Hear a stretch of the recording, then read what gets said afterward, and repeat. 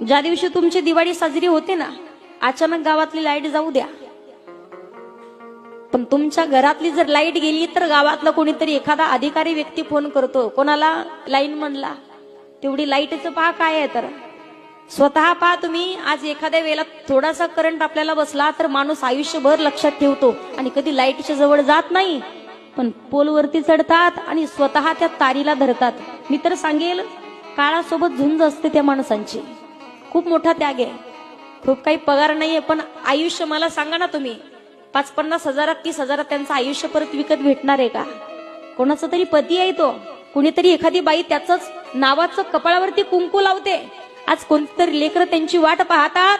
घरामध्ये फराळ करता करता उठतो, पण गावाची दिवाळी होण्याकरिता, गाव प्रकाशित होण्याकरिता तो स्वतः लाईटीचा काय झालंय म्हणून जायला पाहण्याकरिता निघून जातो. काही अडचण असेल तर ती अडचण काढतो. कुठे एखादा वायर कट झाला असेल तर स्वतः कुठलीच भीती नाही बाळगत, तो आपोआप ती लाईट व्यवस्थित करतो. मला सांगण्याचं तात्पर्य आहे, तीही माणसं तेवढीच महत्वाची आहेत, त्यांनाही तेवढाच आदर सन्मान आपण दिला पाहिजे.